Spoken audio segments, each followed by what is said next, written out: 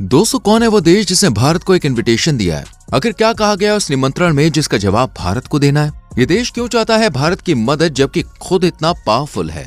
आखिर किस तरह भारत ने जारी की PLI और कौन सा पहला स्क्रैपिंग ड्रोन बनाया है? क्या चीन है टेक्नोलॉजी में सबसे आगे? इस ड्रोन पर कितना पेलोड लेकर उड़ा जा सकता है? भारत से मदद लेने से पहले ये देश किस दूसरे देश पर डिपेंडेंट था? अगर आप जानना चाहते हैं इन सारे सवालों के जवाब तो वीडियो को एंड तक देखें।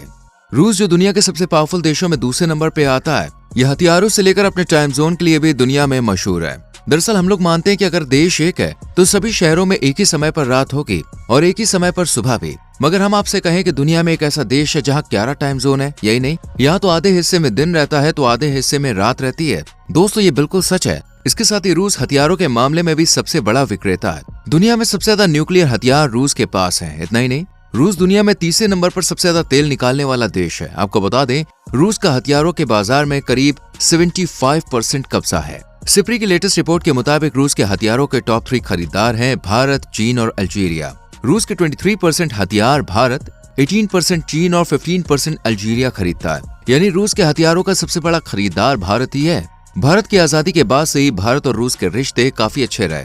इसी के चलते अब रूस ने भारत को एक और नई जिम्मेदारी देने का फैसला किया है। बट इस बात को जानने से पहले अगर आपने वीडियो को लाइक नहीं किया तो प्लीज डू इट। दरअसल दोस्तों, रूस की मैन्युफैक्चरिंग इंडस्ट्री डूबने की कगार पे है और रूस इसमें भारत की मदद चाहता है। इसलिए रूस ने भारत के सामने अपना एक प्रस्ताव रखा है। वो चाहता है कि भारत उसकी डूबती रशियन कंपनी को संभाले और साथ ही अमेरिकन यूरोपियन कंपनी को भारत रिप्लेस करे। यहाँ तक कि रूस ने अपनी कंपनी की ओनरशिप भी भारत को देने का न्योता दे दिया है, जिसका मतलब यह है कि भारत अगर रूस की बात मान लेता है तो रूसी मार्केट से टेक्नोलॉजी और फॉरेन एक्सचेंज भारत आ सकेगा।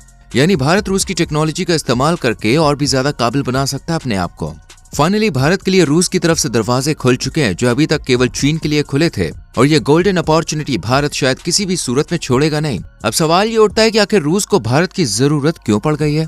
दरअसल दोस्तों, एक आर्टिकल में इस बात का खुलासा किया गया है कि रूस की बहुत सी कंपनी को अमेरिकन और यूरोपियन कंपनीज बदल चुकी हैं। यानी रूस में ऐसी कई प्रोडक्शन यूनिट्स है जो आउट ऑफ सर्विस हो चुकी है और एक टाइम पर इन फैक्ट्रीज को संभाल रहे वेस्टर्न देश अब रूस से बाहर निकल चुके हैं। ये फैक्ट्रीज अब बिल्कुल खाली पड़ी हैं। प्रोडक्शन न होने की वजह से रूस को चीनी इंपोर्ट का सहारा लेना पड़ रहा है, जिसकी वजह से छोटे छोटे सेक्टर्स तक रूस चीन की कंपनियों पर डिपेंडेंट हो गए। साथ ही बहुत सा फॉरेन रेवेन्यू रूस को इन चीजों को खरीदने में इस्तेमाल करना पड़ रहा है। इसलिए रूस चाहता है कि भारत उन फैक्ट्रीज को खरीदे या रूसी कंपनी के साथ पार्टनरशिप में इस प्रोडक्शन यूनिट को फिर से शुरू करे। पहले से ही कई चीनी कंपनी रूस में एंट्री कर चुकी है। इनमें से एक है ऑटोमोबाइल इंडस्ट्री, जिसको लेकर रूस का 80% मार्केट चीनी कंपनी डोमिनेट करती है। हालांकि टेक्सटाइल और फुटवेयर के सेक्टर में बांग्लादेश और वियतनाम जैसे कुछ देश शामिल हैं, लेकिन ये सेक्टर्स नॉन क्रिटिकल कैटेगरी में आते हैं। इसके अलावा यूक्रेन युद्ध के बाद से भारत लगातार रूस से डिस्काउंट रेट पर क्रूड ऑयल खरीद रहा है। भारत ने इसकी पेमेंट रुपए में की थी। युद्ध के बाद से ही रूस भारत रुपए और रूबल में ट्रेड कर रहे हैं, लेकिन रूस की सबसे बड़ी चिंता लाखों बैरल तेल बेचकर मिले रुपयों को खर्च करना था, क्योंकि भारत में रूस ज्यादा कुछ नहीं खरीदता था। बट रूस ने रुपये को खर्च करने का एक आइडिया खोज लिया था। रूस ने भारत के एक शिपयार्ड को 24 कार्गो जहाज का ऑर्डर दिया था। आपको बता दें, इससे पहले यह कॉन्ट्रैक्ट रूसी कंपनी को दिया जाने वाला था, लेकिन इन कंपनीज के पास रॉ मटेरियल और रिसोर्सेज की कमी होने की वजह से अब भारत रूस के लिए इन कार्गो वेसल्स का निर्माण करेगा। अनुमान है कि भारत सरकार के स्वामित्व वाली GSL 2027 तक 24 कार्गो जहाजों का निर्माण कर देगी जो कैस्पियन सागर में चलेंगे। अगर रूस के साथ भारत ने ये डील कर ली और बाद में उनकी कुछ अनबन हुई तो इस लड़ाई का सबसे बड़ा फायदा चीन को होने वाला है, क्योंकि प्रतिबंध लगे होने के बावजूद भी रूस अपनी बेसिक जरूरतें चीन से पूरी करवा रहा है। दोस्तों, समझने की बात यह है कि रूस तो पहले ही वेस्टर्न देशों पर अपनी अर्थव्यवस्था के लिए डिपेंडेंट था और अब वैसी ही गलती भारत भी करने जा रहा है। PLI के जरिए कई वेस्टर्न कंपनी और US के अलायंस देश दुनिया भर में प्रोडक्शन या तो शुरू कर चुके हैं या करने वाले हैं, लेकिन किसी दूसरी सिचुएशन में फंस जाने की वजह से ये कंपनी एक झटके में भारत को छोड़ के भी जा सकती है और इससे भारत को एक बहुत बड़ा नुकसान झेलना पड़ेगा। अब पहले तो रूस के पास चीन की दोस्ती थी, इसलिए वो इस सिचुएशन से बाहर निकल आया, लेकिन भारत के साथ ऐसा कोई भी देश नहीं है। अब भारत की लड़ाई का फायदा चीन किसी भी हद तक जाके उठा सकता है। इसलिए काफी जरूरी है कि पहले भारतीय कंपनी और रॉ मटेरियल को तैयार किया जाए, जिससे सही मायनों में भारत आत्मनिर्भर बन सके। फिलहाल किसी भी भारतीय कंपनी के रूस जाने की खबर की कोई भी पुष्टि अभी तक नहीं हुई है, लेकिन इस बात के 100% तक चांसेस है कि भारत रूस की मदद कर सकता है, या दूसरे लफ्जों में कहें तो भारतीय मैन्युफैक्चरर्स इस मौके का फायदा उठाने से पीछे नहीं हटेंगे।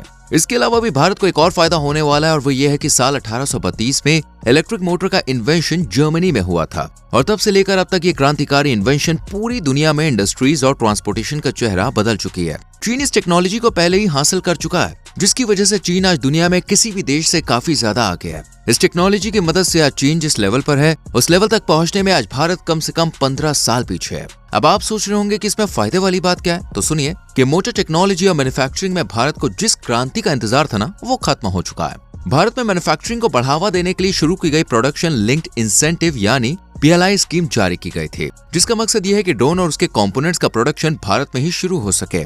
आपको बता दें कि ड्रोन्स का प्रोडक्शन भारत में शुरू तो हो चुका है, लेकिन अभी तक केवल असेंबली लेवल पर था। पर बीते कुछ दिनों में जो खबर सामने आई है, उससे पूरी भारतीय ड्रोन इंडस्ट्री का चेहरा बदलने वाला है, क्योंकि देश की पहली कंपनी ने स्क्रैपिंग ड्रोन मोटर का डेवलपमेंट पूरा कर लिया है और 18 kV की मोटर आर्म्ड फोर्सेस के अलावा एग्रीकल्चर सर्विस और लॉजिस्टिक्स एप्लीकेशन में इस्तेमाल की जा सकती है। आपको बता दें, इस मोटर के हल्के और हाईली एफिशिएंट डिजाइन की वजह से इसे लेह और लद्दाख जैसे इलाकों में हाई एल्टीट्यूड ऑपरेशंस कैरी करने के लिए इस्तेमाल किया जा सकता है। साथ ही साथ 4 मोटर कॉम्फिन का इस्तेमाल कर इन मोटर से 30 किलोग्राम तक पेलोड आसानी से ट्रांसफर किया जा सकता है।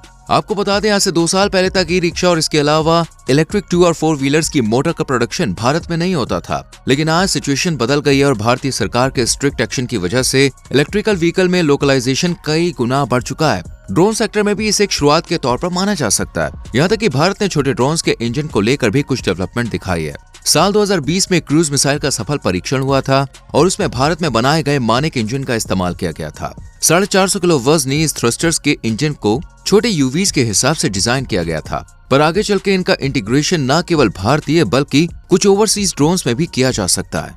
इलेक्ट्रिक ड्रोन का इस्तेमाल युद्ध के मैदान में भले ही काफी बड़े लेवल पर शुरू हो चुका है, लेकिन दोस्तों इनको ज्यादा दूरी तक वार करने के लिए नहीं बनाया जा सकता। पर भारत और भी ज्यादा तरक्की हासिल करने में लगा हुआ है। आगे चलकर डेवलप हुई motor solar power pseudo satellite में भी इस्तेमाल की जा सकती है। दरअसल इस तरह के एयरक्राफ्ट सिर्फ घंटे तक नहीं बल्कि कई दिनों तक आसमान में चक्कर लगाने के हिसाब से डिजाइन होते हैं। दिन के समय सूरज की रोशनी और रात के समय बैटरी में स्टोर एनर्जी का इस्तेमाल करके ये 3 दिनों तक एयरक्राफ्ट में रह सकते हैं और सैटेलाइट की तरह ही वायरलेस कम्युनिकेशन में आर्मी फोर्स की मदद कर सकते हैं।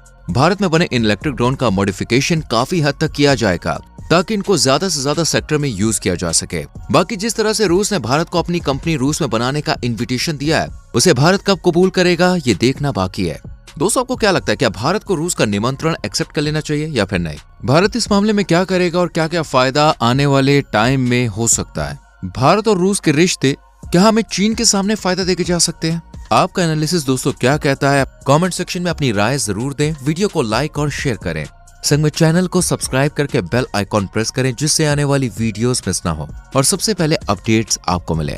हम आपको देश दुनिया की बातों से यूं ही रूबरू कराते रहेंगे। अपना ख्याल रखें, स्वस्थ रहें और हाँ, सर्दी बहुत है, ठंड में जरा बाहर कम निकले, रजाई में घुस के रहे, मूंगफलियां खाएं, ख्याल रखें। Thank you so much for watching.